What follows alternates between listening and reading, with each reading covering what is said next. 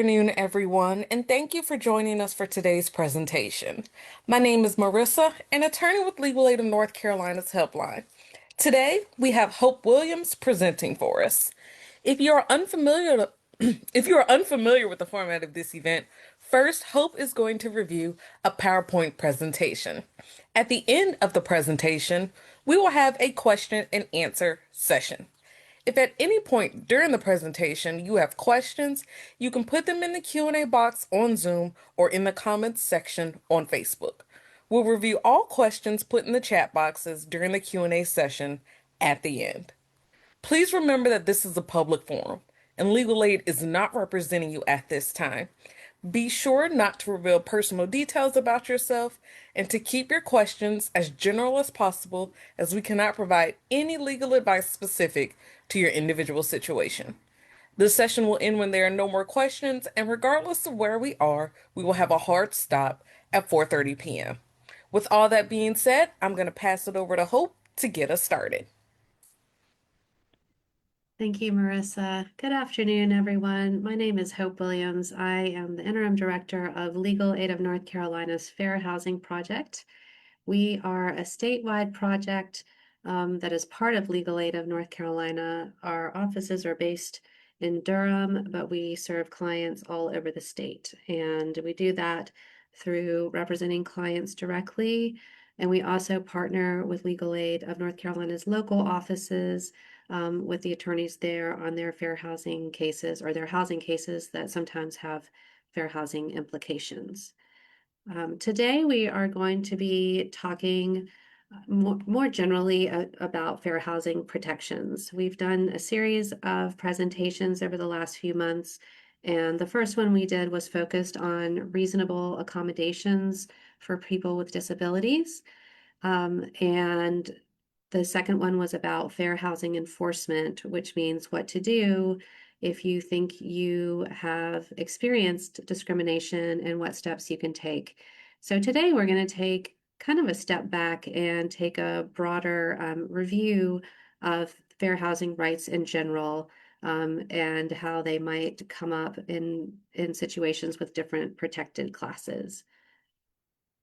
So Legal Aid of North Carolina's Fair Housing Project does receive some of its funding through HUD, but the materials that we create and present are our own materials, and they do not necessarily reflect the viewpoints or interpretations of the federal government.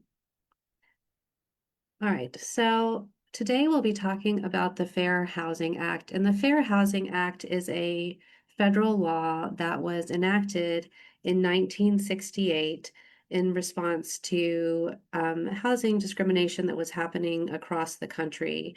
At that time, there was a lot of unrest in the country. It was during the Civil Rights Movement, and President Johnson carried out a significant study to try to understand what was at the root of the unrest that was happening across the country.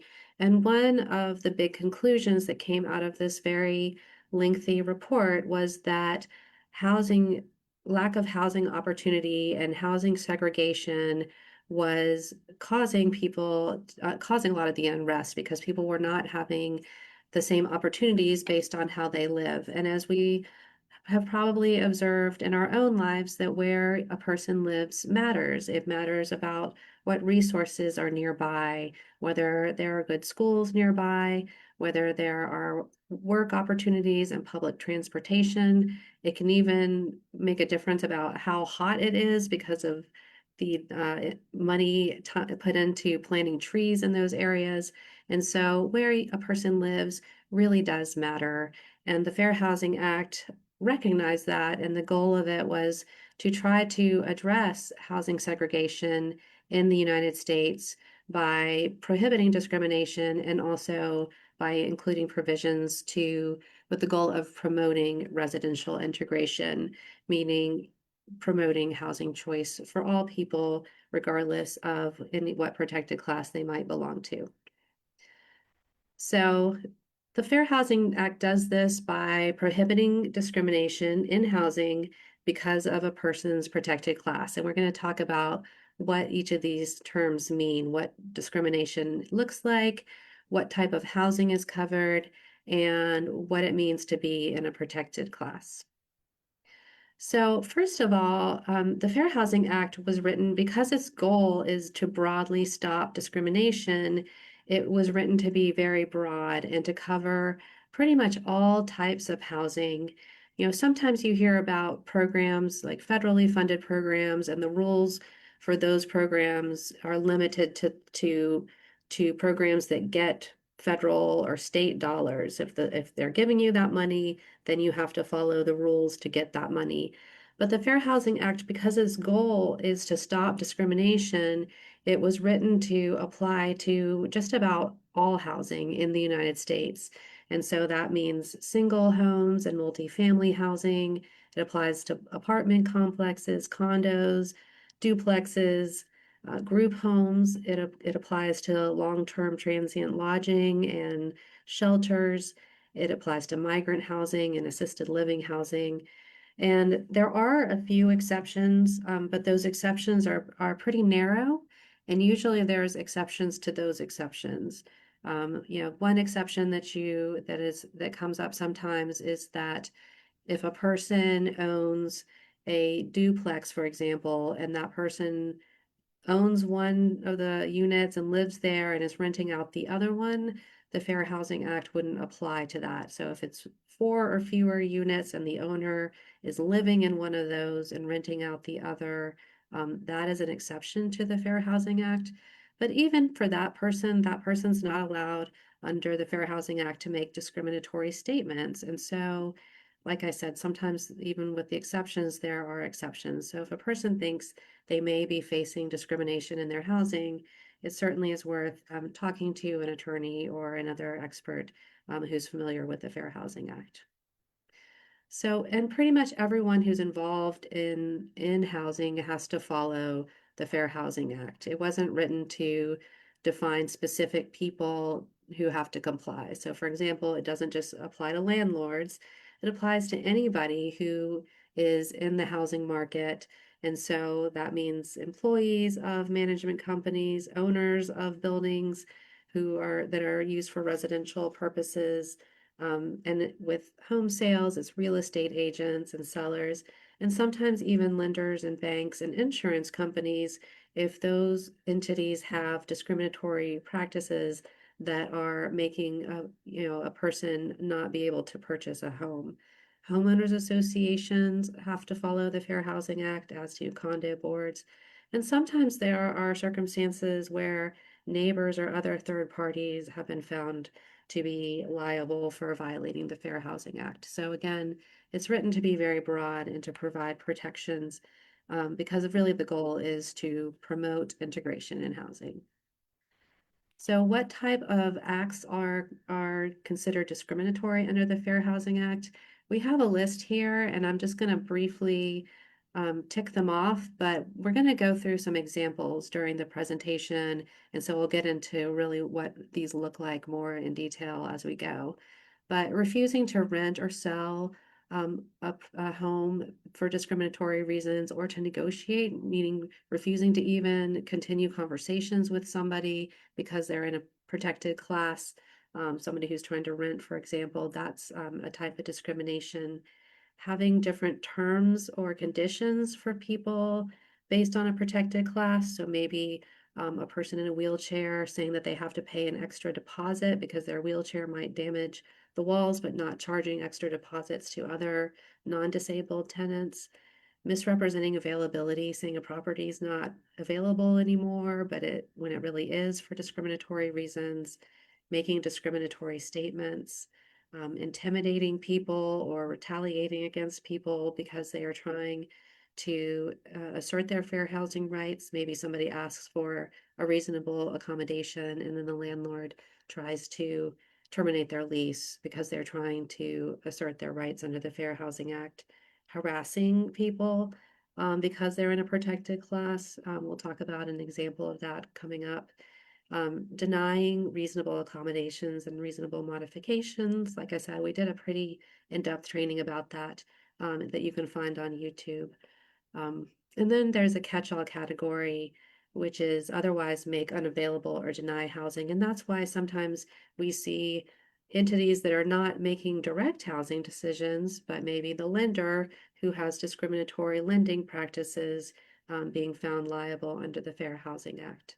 Um, and there's intentional discrimination where there is direct acts by a housing provider that have a discriminatory intent, so really doing something on purpose. And then sometimes there are circumstances where there are policies that maybe that on their face don't appear to be discriminatory, but the way that they're being carried out is impacting people in protected classes in a discriminatory way. And sometimes those policies are written to be neutral, but the way they're being carried out is discriminatory. So those are a few types of things we see that are discriminatory under the Fair Housing Act. So the protected classes, so civil rights laws are written to prohibit discrimination based on people in certain groups. And those groups are typically people who are, there are things that people don't necessarily have control over. And so that is, these are groups of people that the government has determined that if you're making decisions based on a person's being part of those groups, that is going to be discriminatory. And I have the list up here. Again, we're going to get into more detail about each of these. So I'm not going to go into detail on this slide about what they are. But the Federal Fair Housing Act prohibits discrimination based on race, color, national origin, religion, sex, familial status, and disability. So we're going to go through some examples of each of these protected classes and examples of discrimination to help you have a better sense of what this might look like in the housing realm. I do have this chart up here that shows complaints, a chart of complaints filed in North Carolina based on discrimination and what types of cases are more prevalent. And so a lot of lines on this chart. But what the data shows is that for the last 10 years or more, we have seen a high increase in complaints about disability discrimination. So that's the highest number of complaints that we're seeing. That's that red line, and that's on the rise. In the past, the most common basis of complaints was based on race.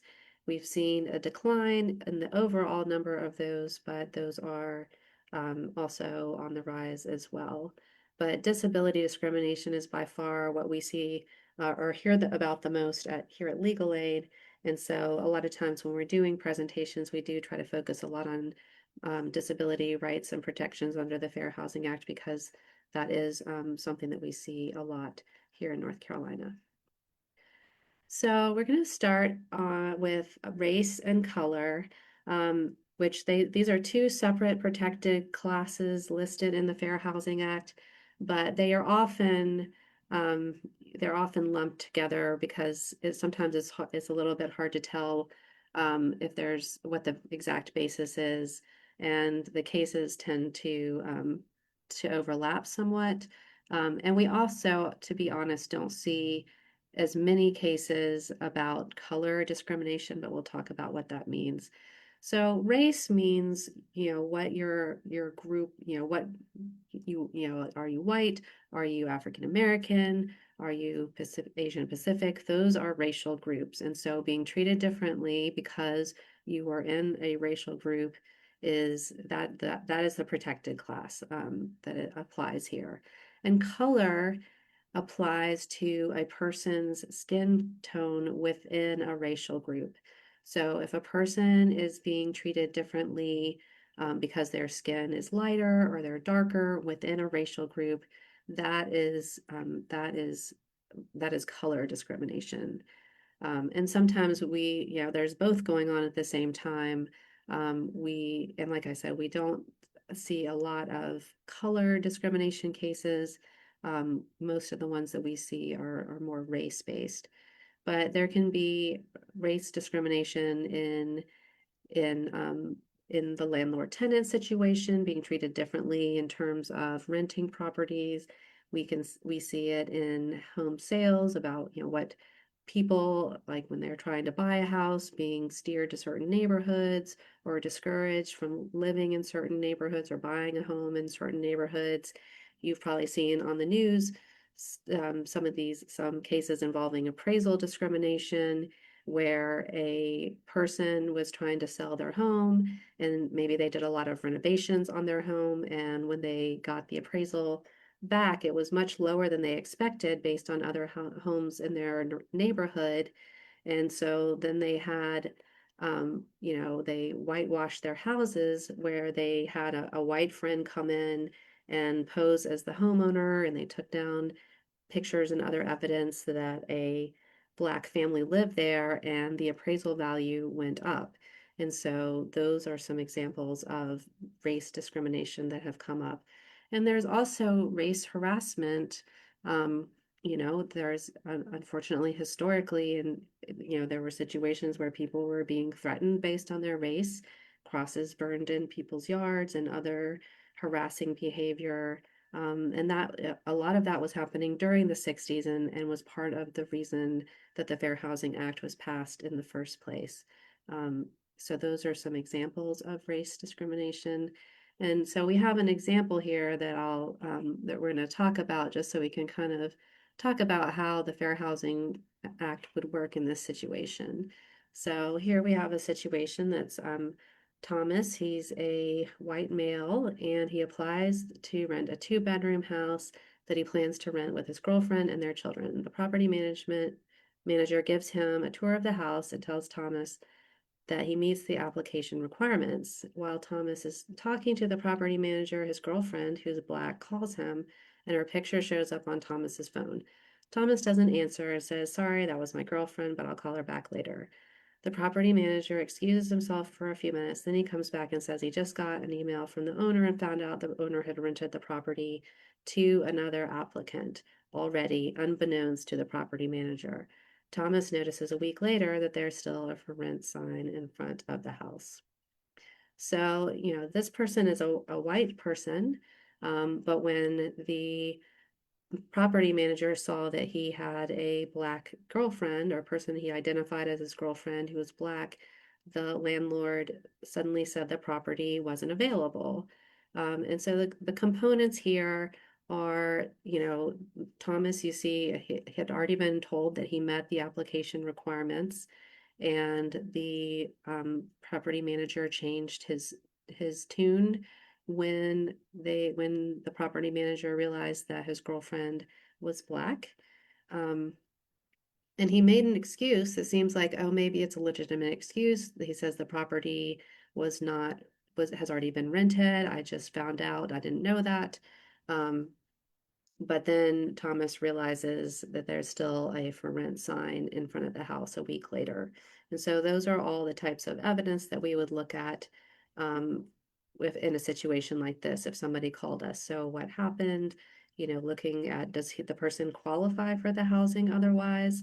And if so, we're looking for, is the decision being made based on the person, based on Thomas being in a protected class? And a person who is white is also in a protected class. If a decision is being made because someone is white, that is a protected class under the Fair Housing Act.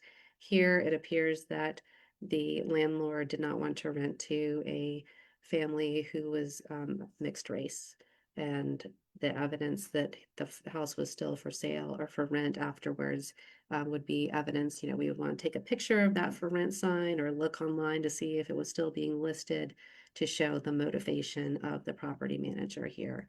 And something else to keep in mind is that we don't know if the owner or if the property manager actually talked to the owner or not. But if the property manager discriminates against Thomas and doesn't rent to him because he has a Black girlfriend, the owner can be liable for the property manager's conduct as well.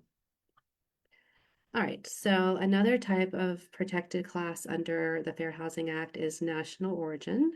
And that means where a person is born or where they are from. And some of the things that come up with national origin discrimination include treating people differently because they speak a different language or because they speak with an accent. Sometimes there's some issues with immigration status. If you're only checking the immigration status of people who look a certain way or who have an accent, that could be evidence of national origin discrimination. Um, and so it can be a violation even if a housing provider doesn't know exactly where a person is from, or is mistaken. You know, sometimes people are US citizens, but they still speak with an accent. And, you know, it doesn't absolve a landlord if he's treating somebody differently because he thinks he's from another country. That, you know, and it turns out that the person is a US citizen, for example.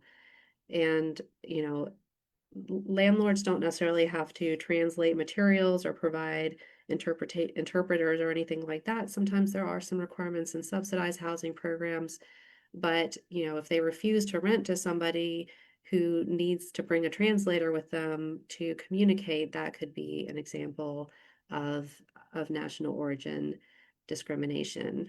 Sometimes we also get reports from people that the landlord doesn't ever repair the apartments of the Latino tenants while they do make repairs for other tenants. Sometimes there's a thought that people from other countries might be less likely to complain, you know, assume that they are, you know, trying to stay under the radar.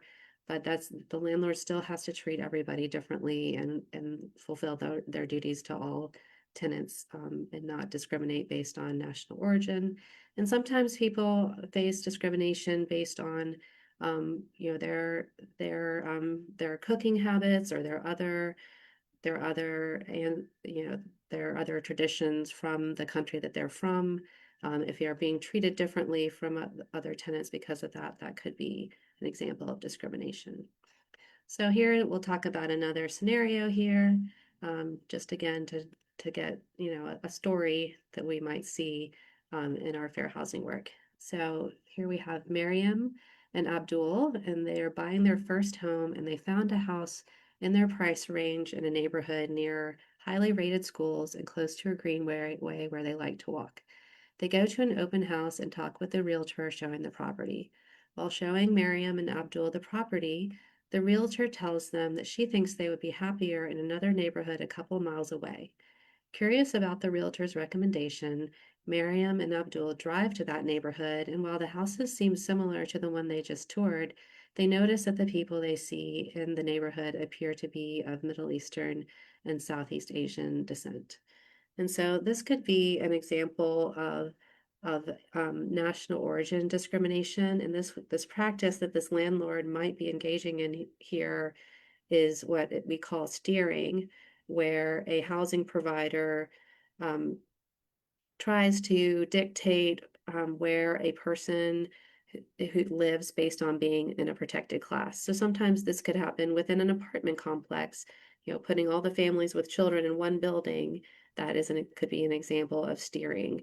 Um, in this example, you know, the realtor is, you know, maybe they think that the people really would like to live there around people who have a similar background, but that's really not the decision for the realtor to make.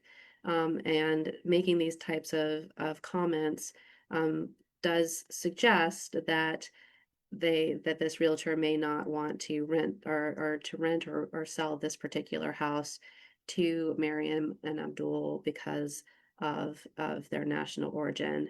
It also could be because of their color or their race. So there could be different types of discrimination that are going on here. But this seems to be an example of potential steering, where a housing provider is trying to encourage someone to live in a different neighborhood than the ones that this couple have chosen to consider for buying a home. So another protected class under the Fair Housing Act is religion. So people cannot be treated differently in housing based on practicing a certain religion or based on displaying religious items. Those are some examples of religious discrimination. And so some examples that come up with religious discrimination are treating people differently because of the religious clothing they wear or because they engage in certain religious practices or rituals.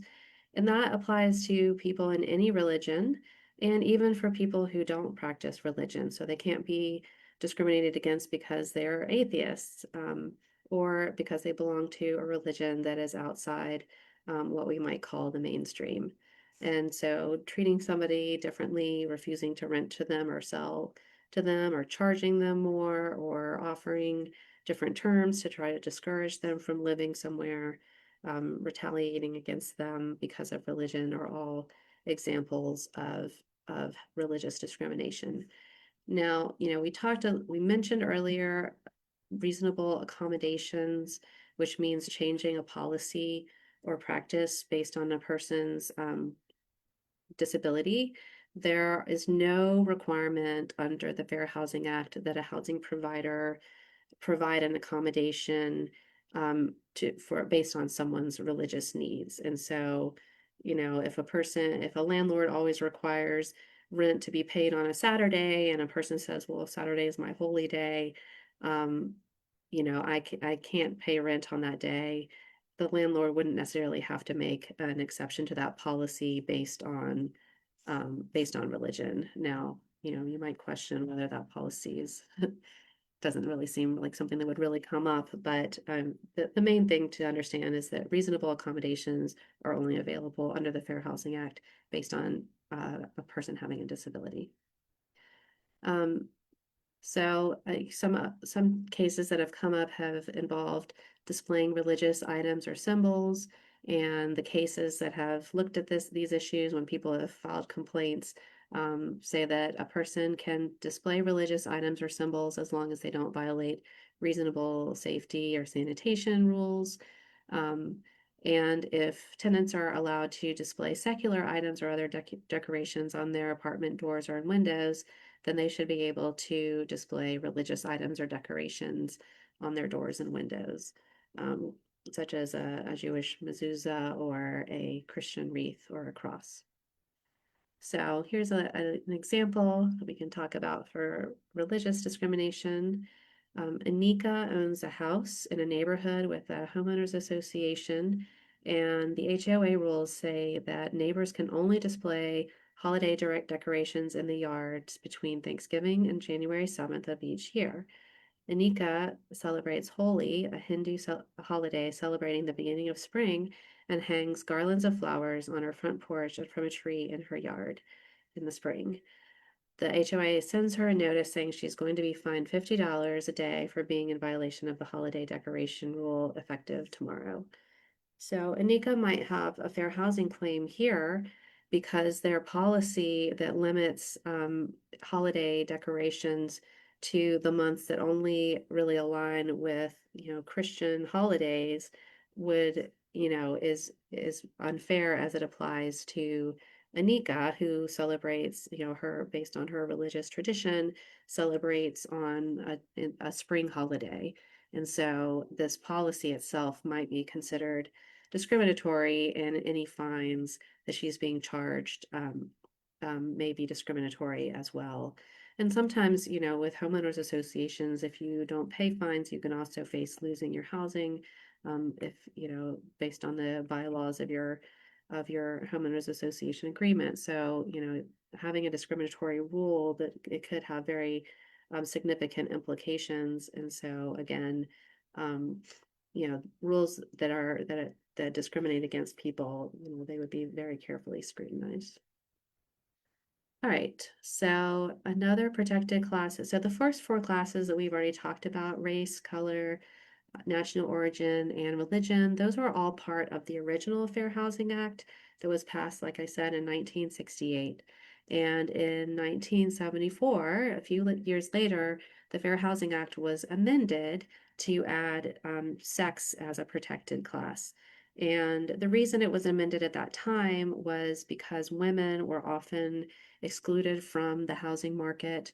Often if they would have to have a male to sign on to a lease, or there were sometimes mortgage agreements that required women to certify that they would stay on birth control to qualify for the mortgage, because of the idea that they were going to have children and then stop paying the mortgage. And so these types of financial discrimination that were impeding women from being able to sign leases, to be able to buy homes, that led to the amendment of the Fair Housing Act in 1974 to include um, sex as a protected class.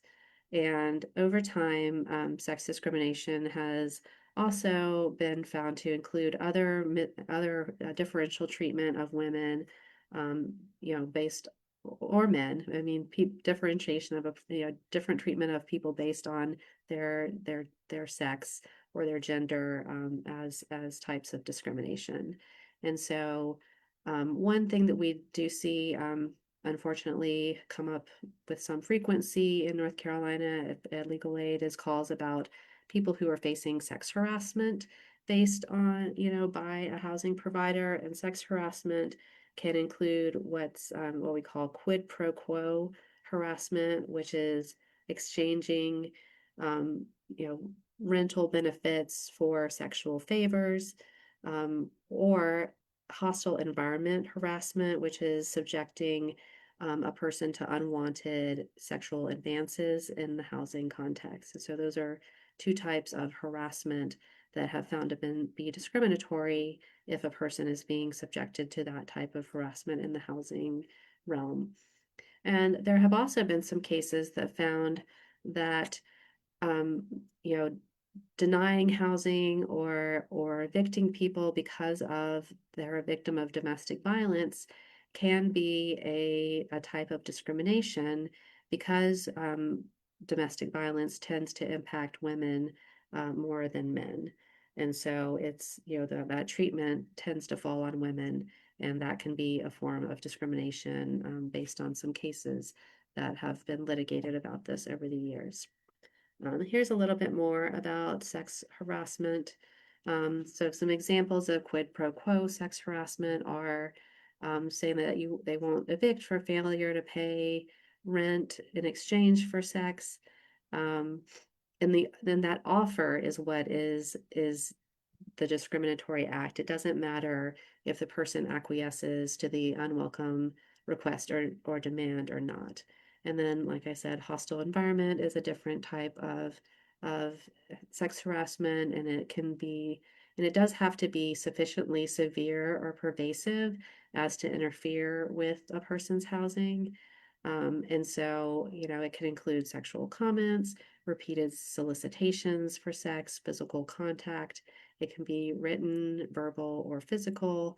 And, in terms of what is considered sufficiently severe or pervasive, you're going to look at the full picture, all the circumstances, and how it's, how often it happens, how serious it is, what's being said or done, how often, the circumstances, like where is it happening, and the relationships of the people who are involved. And like I said, domestic violence is another example that can sometimes fall under fair housing. I will also say that there are some other protections under North Carolina law, separate from the Fair Housing Act, that prohibit landlords from discriminating against people or treating because they are survivors of domestic violence. And so trying to evict somebody because they are a victim of domestic violence, or refusing to rent to somebody because they are a victim of domestic violence, can also be a violation of North Carolina law. And sometimes we see circumstances where landlords have policies, or even local governments might have policies where calling 911 frequently is considered a nuisance, and that could be a basis to terminate someone's lease. But the reason the person is calling 911 is to report domestic violence. And so, subjecting to somebody to a rule like that could be, basically penalizing them because they are a victim of domestic violence. All right, so we have a scenario here to identify an example of sex harassment. So we have Angie. She's a single woman. She rents at a trendy downtown apartment complex. When she goes to the fitness center, the property manager often stops by to talk to her and tells her how he admires how fit she looks and that he appreciates a woman who works out and keeps her body tight. Angie laughs it off. A couple of months later, Angie has an unexpected financial emergency when her car needs expensive repairs that cause her to be $200 short on rent. She stops by the office and lets the manager know she's working on getting the funds from a couple of family members, but she'll not have the full rent payment until a couple of days after the late fee kicks in.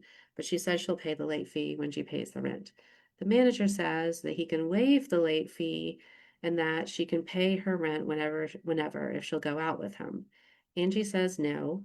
The manager then reminds her that she can be evicted if she's late on rent, even if she pays the late fee. So this could be an example of quid pro quo sex harassment.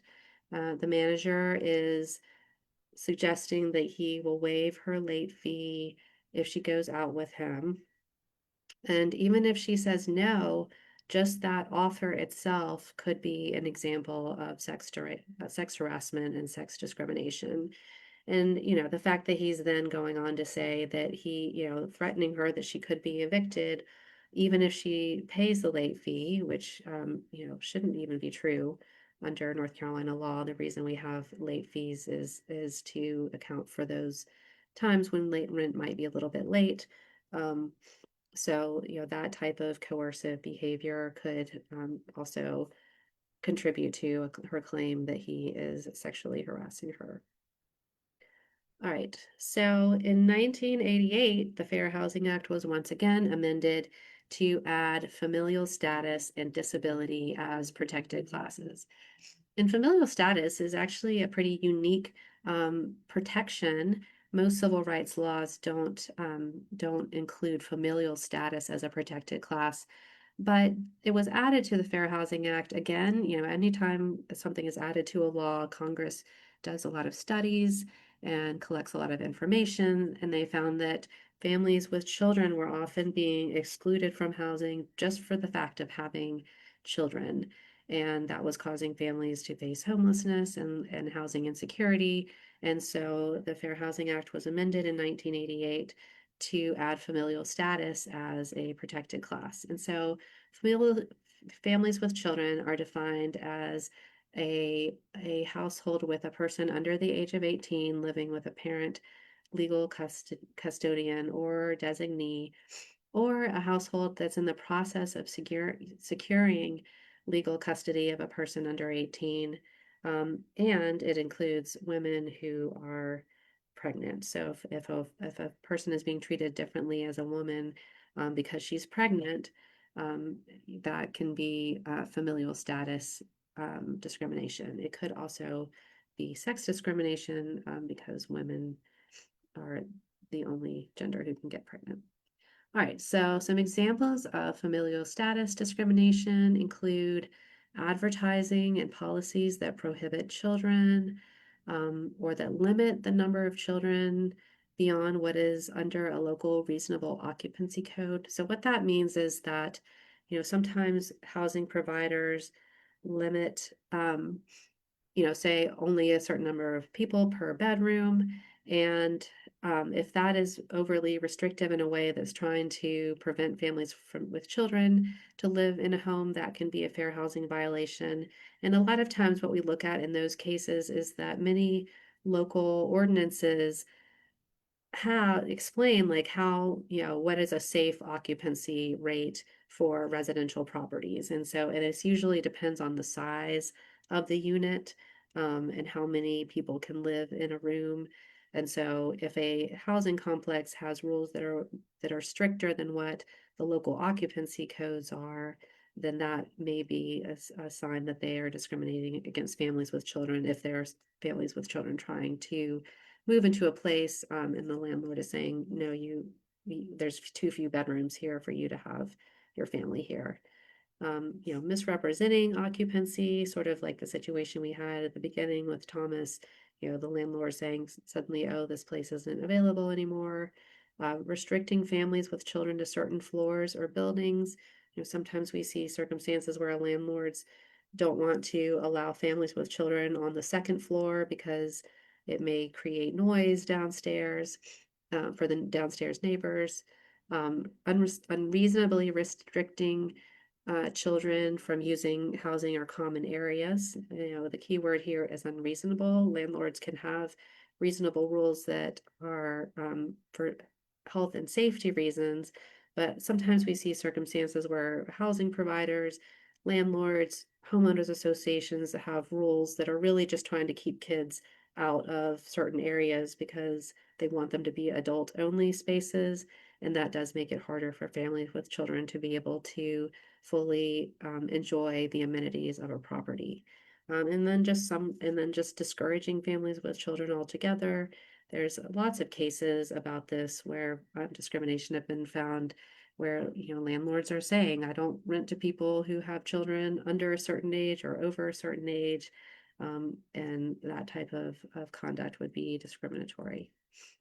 So an example of possible familial status discrimination. Sarah lives in a second floor apartment that has an exterior porch with a railing. When she is in the office paying rent, the landlord notices she is pregnant. The following month, she gets a notice that her lease is not going to be renewed when it ends in 60 days. She asks the landlord about it, and he says he has safety concerns about children falling off the second floor porch, and he's not renewing her lease for liability reasons. So Sarah doesn't even have any children yet, but she's pregnant.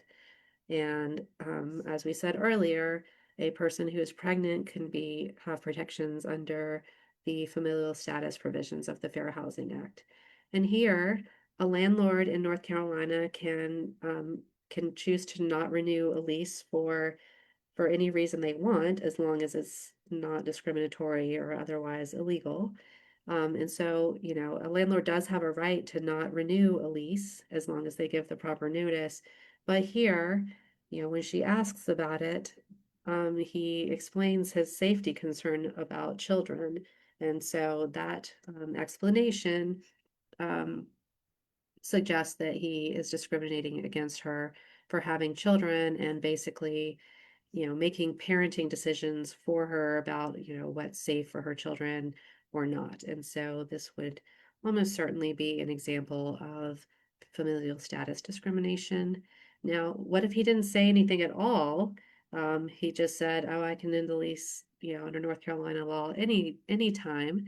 But the timing of it, you know, came right after he found out she was pregnant. You know, that would be more of a circumstantial evidence case, but there still may be other ways to prove that the landlord was discriminating. And one of those ways is that legal aid does one of our investigation techniques that we use is called testing.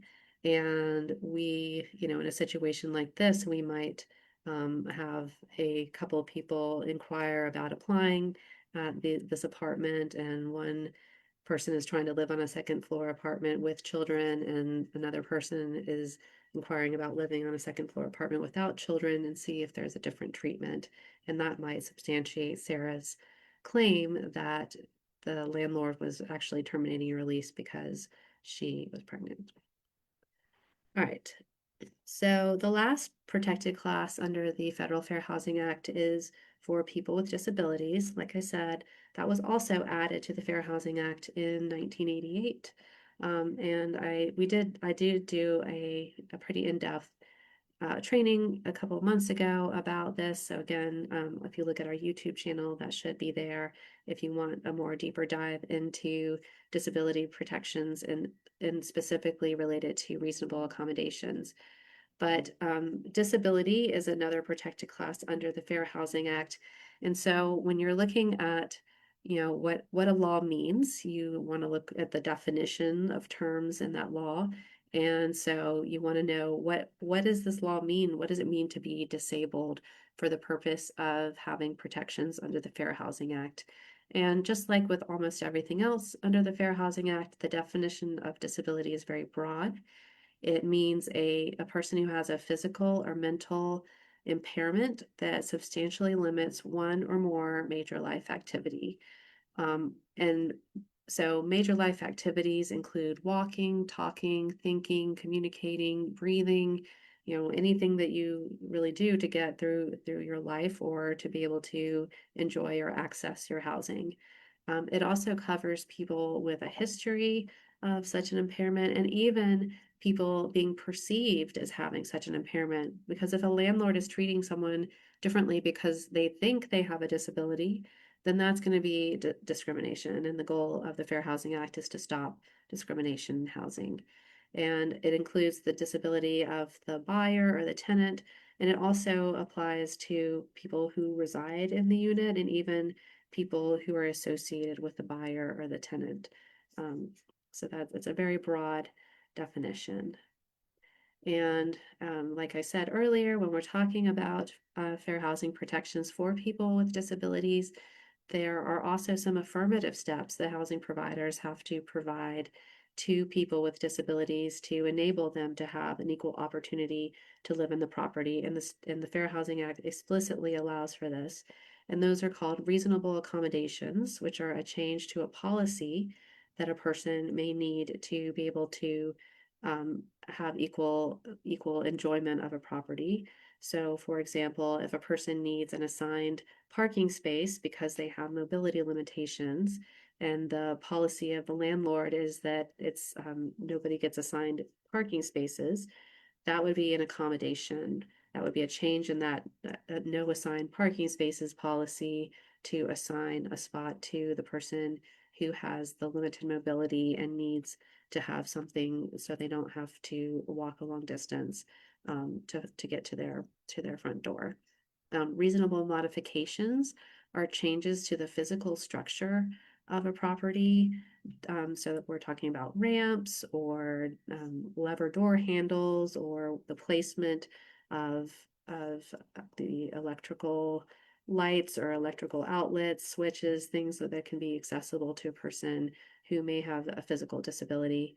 And there's also some requirements under the Fair Housing Act for property that was designed and built for first occupancy after March of 1991.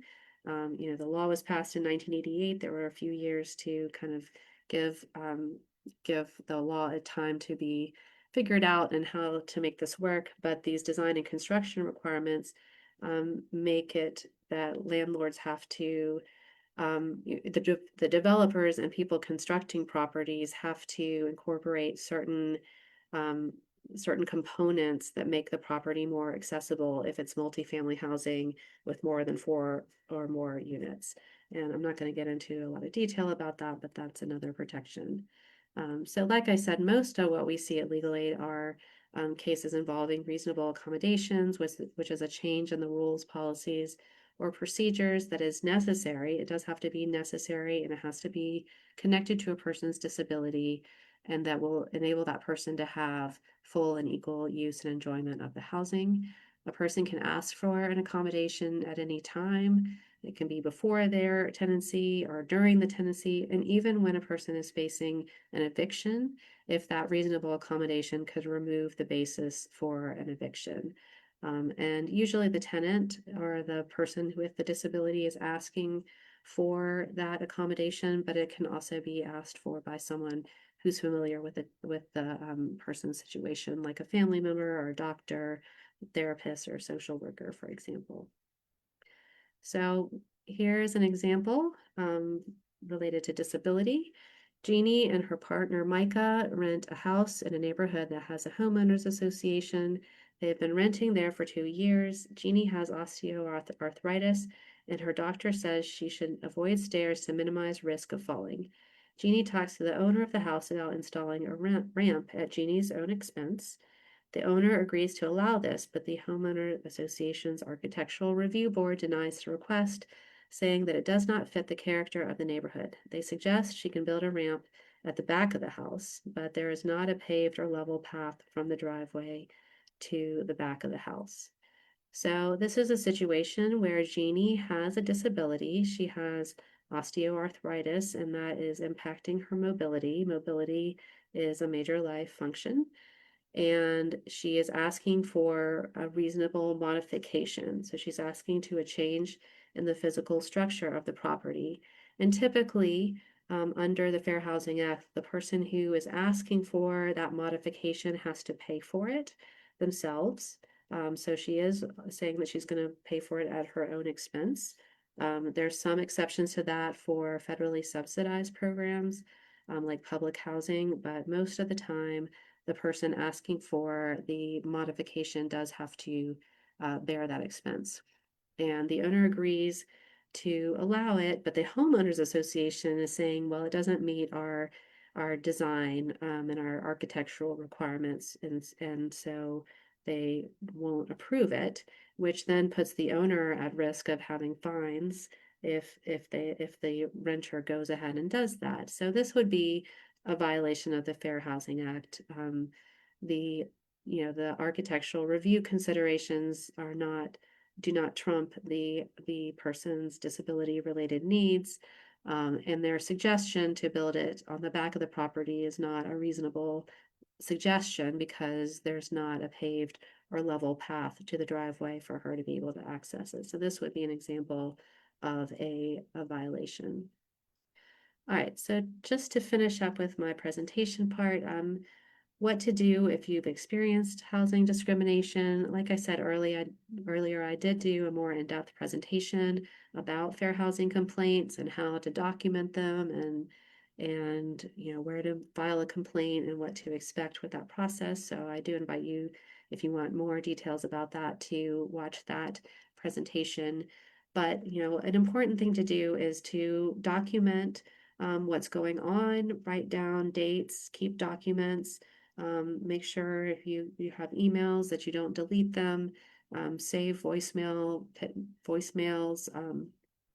if you can record them and save them to a computer or something. So you have backup. Sometimes phones get lost or you lose, you don't have the same phone provider. Be sure to keep your documentation and write down what's going on, because a lot of times, people forget things over time, and what you write down as things are happening can be really compelling. And if you have witnesses to the discrimination, get their contact information and make sure you can continue to be in touch with them. But the important thing to know in terms of legal options, it can be helpful to talk to an attorney about what your fair housing rights are. And so Legal Aid of North Carolina's Fair Housing Project, we do provide advice, and sometimes, if as resources allow, we provide representation in fair housing cases.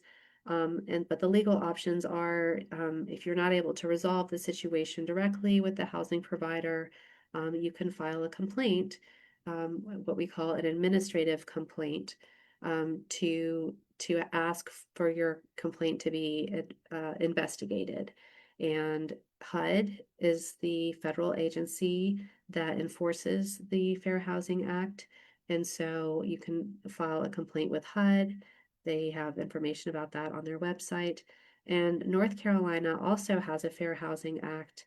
And we have a state agency called the North Carolina Human Relations Commission that also will enforce fair housing violations. They can enforce both the federal and the state law. There's also information on their website about how to file a complaint. But it's really important to know that you have to file that complaint within 1 year of the last date of the last act of discrimination, because there is a deadline. Because as more time goes by, it can be harder to prove things, and so the Congress, when it wrote the Fair Housing Act, they did put this 1 year deadline. There is a 2 year deadline to file a fair housing case in court. So even if you haven't filed that administrative complaint, you can still file a case in court. And if a person files an administrative complaint, that does stop that 2 year deadline while the case is being investigated. And so the agency HUD and the Human Relations Commission, they have people who have a lot of expertise in the Fair Housing Act, and they will investigate the complaint, and they'll talk to the person who made the complaint. They'll talk to the respondent, the landlord or the real estate agent or whoever the complaint is against, and collect information from both sides. They'll talk to witnesses. They'll often, come and look at the property if that's part of the issue. And then they will also try to get the parties to settle the case and see if they can reach a resolution of it before they make a final determination. If they don't, if they're not able to get the parties to come to an agreement about what should happen, then the HUD or the Human Relations Commission will issue a determination about whether or not they think discrimination occurred. And if they think discrimination occurred, they'll try once again to see if the parties want to settle the case, and if not, there is the option to then proceed in court. Like I mentioned earlier, one of the investigative techniques that we use at Legal Aid is testing. So we have people who are trained to make housing inquiries to see if there are patterns of discrimination in the responses that they get. So if anyone in the audience is interested in learning more about our testing program or in being a tester, that email address is here, testing@fairhousingnc.org. So that's all I have for today. And here is the contact information for Legal Aid up here on the screen.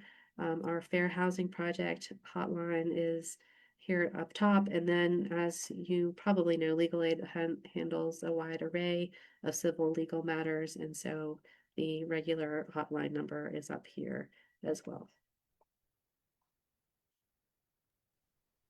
Awesome.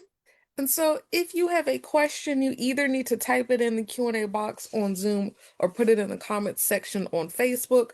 You cannot unmute in this form, so if you have a question, you need to put it there. I am also putting a link to Legal Aid's YouTube page in the chat so that if you wanted to review some of those prior presentations that Hope mentioned, you will find that on that page. And so not seeing any questions at the moment, but gonna give just a second to see if any questions do come in.